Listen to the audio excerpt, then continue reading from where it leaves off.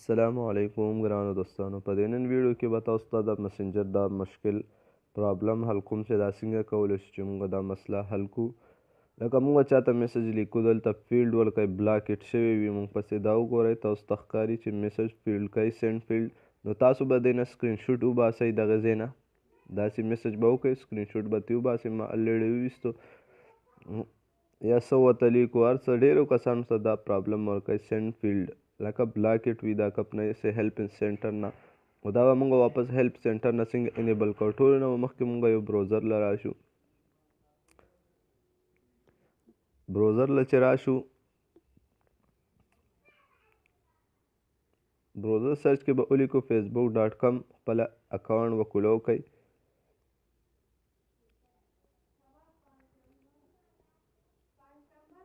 چې هم لیکو دلته به دغه اپشن کلیک کوئ دا سیټ ته چې کلیک هم کولا به شئ هیلپ سینټر ته. هیلپ سینټر ته چې راشئ دلته به ورته دا اپشن ولیکئ سرچ کې به دا ولیکئ ورته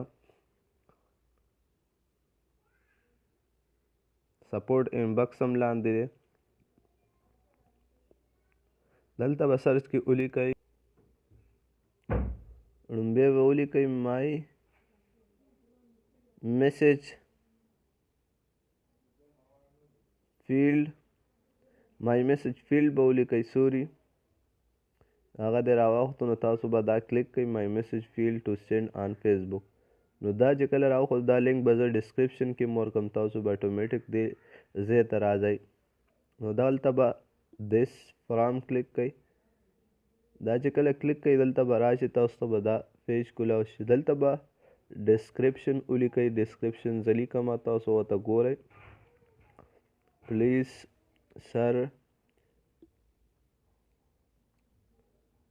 سر هیلپ می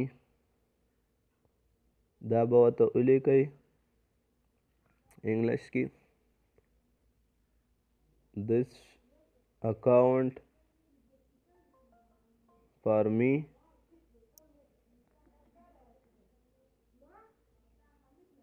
very important it's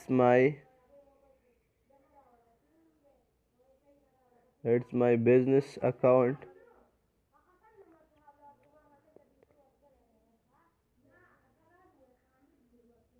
بیا ورته ولیکئ دا پلیز سر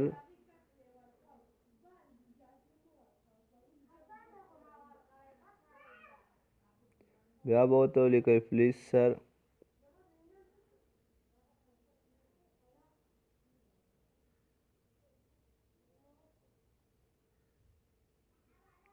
my SMS block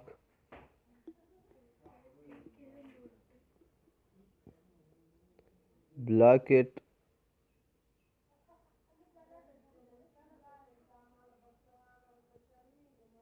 and field problem دا هر څه به ورته ولیکئ.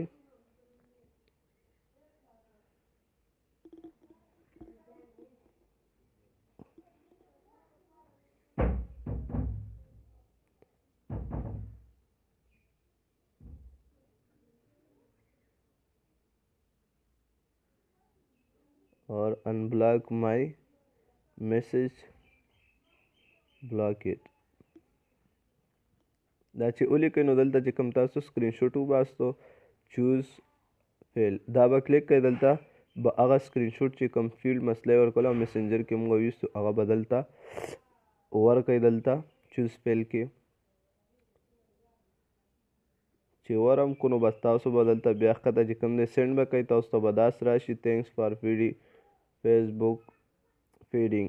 نو چې دلته کم دی بیا یو څو منټه پس بل ته سپورټ انبکس ته راځئ تاسو ته به دلته نوټیفیکیشن په ذریعه یو میسج راشي چې ستاسو دغه چې کم دی ریکویسټ کنفرم شو لکه ستاسو میسج فیلډ اوس صحیح شو. دلته به سپورټ انبکس ته به هم راځي تاسو ته میسج او بعض ټایم کې دلته نوټیفیکیشن په ذریعه هم تاسو ته میسج راځي چې ستاسو ریکویسټ چې کوم کړی و هغه کنفرم شو. څو منټه بس تاسو